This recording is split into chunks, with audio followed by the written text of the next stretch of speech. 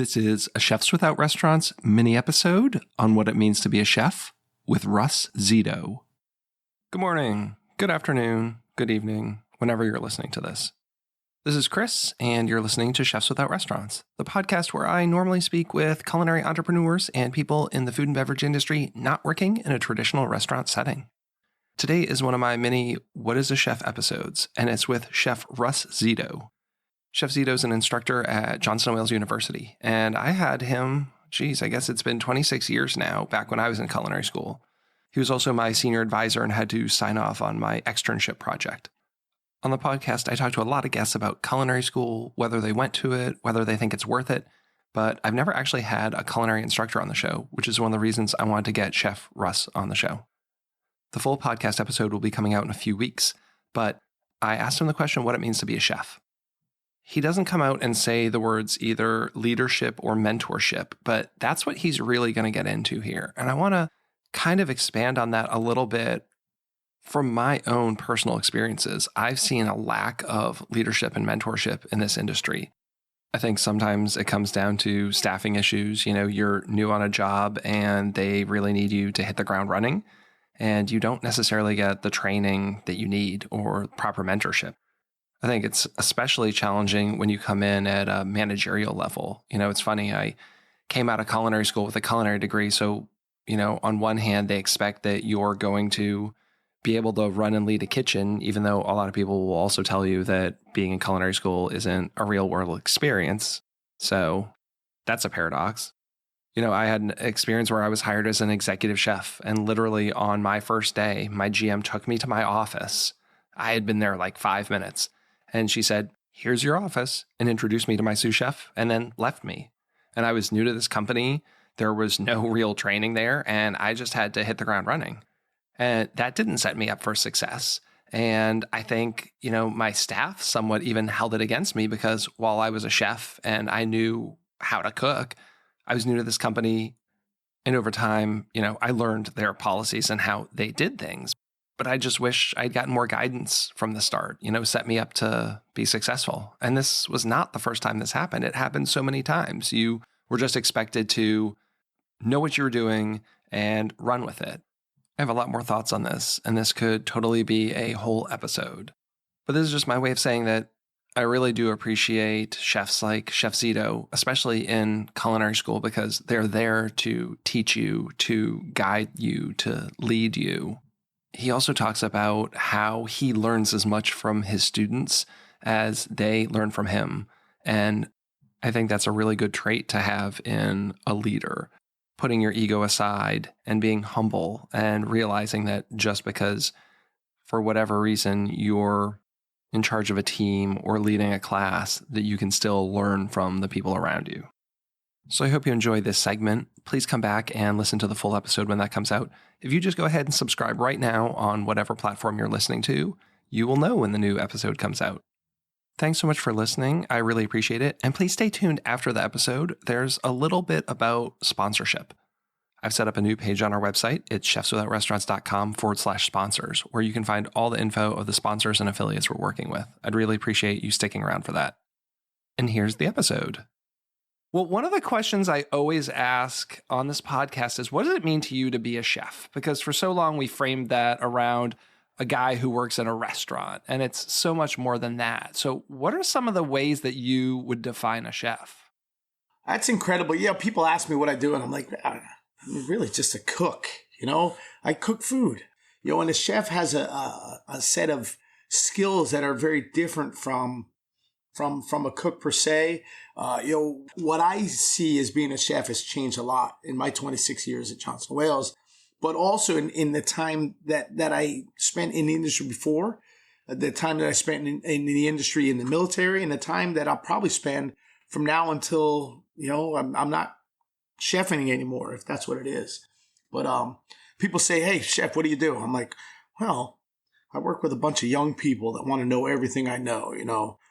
What I see as being a chef personally is, as a instructor today, that is not just teaching in the culinary lab, but going out into the garden and picking the produce and planting the produce and planting the entire garden to support a menu and having these students ask these incredible questions, and having these students that want to know everything you know, and they are away from home for the first time, and you have no idea what their background and their experience is and what their home life was like or anything. But I think just being able to get in that kitchen, or in my case, in the garden sometimes, elbow to elbow with these young people. And I hate to call them kids, but a lot of them are kids. But I have students that are not kids. I have students that are changing career. I have students that are coming back as food science majors that want to get that culinary basis. But to me, being at the stove, elbow to elbow, and being able to share your experiences and, trade those stories back and forth and show new techniques. In today's world, with these students that are coming out of the industry and that are working on the weekends, sometimes I learn as much from them in a day than they learn from me, and maybe even more. New ways to do things, exchange of ideas. So to me, being a chef is not only cooking and understanding those core competencies and techniques, and being clean and being neat and being professional and keeping my mise en place straight and being a good role model and a good example. It's about that exchange of culture, that exchange of ideas, that exchange of, life's experiences, maybe centered around that food.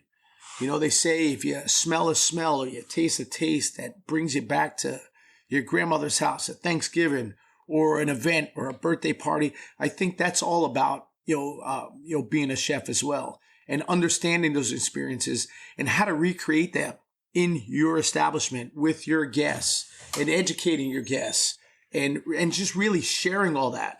To me, that's what makes or fulfills my day. That's what makes me enjoy what I do. And man, I love getting in that classroom every day.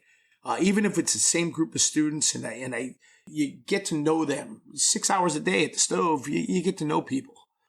Maybe you get to know a little more than you want to know, but just being there and sharing that exchange of culture, that exchange of experiences, that exchange of ideas, and being able to replicate that in a way that, sets your guests up and gets them turned on about food and makes them want to come back. I think that's the essence of being a chef to me. I love it. I look forward to it every day. Well, thank you for being a chef. That really might be a little more than you were looking for. No. Everyone's got a different take, and it's one of these questions I ask everyone this question. Everyone has kind of a personalized podcast episode and story, but it's one of the ones where I'm like, I just kind of want to get this wide view. For me, the hard thing is not hard, forever people would say, what do you do? And I'd say, I'm a chef. And then get really excited and wide-eyed and say oh, where do you work? And in their mind, they already have a picture of me working in a restaurant and be like, oh, yeah. I run a retirement community. And there's kind of this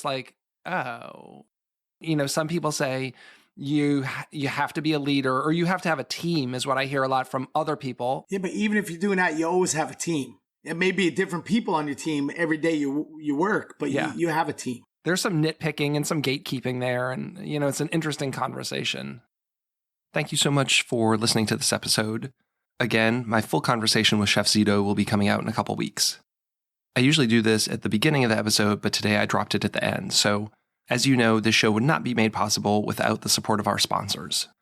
And besides the show notes, I have now gone and put all of our sponsorship info in one place. So if you go to chefswithoutrestaurants.com/sponsors, you can find all of the brands and partners that we're working with. So that means if you purchase products through these links, it costs you literally nothing, but I get a small commission, which is going to help the podcast keep going. And these are brands I love. There's Macienda, and as you might know, I had founder Jorge Gaviria on the show a couple weeks ago. The Tiny Fish Co., another podcast guest, Sarah Howman, that's her business.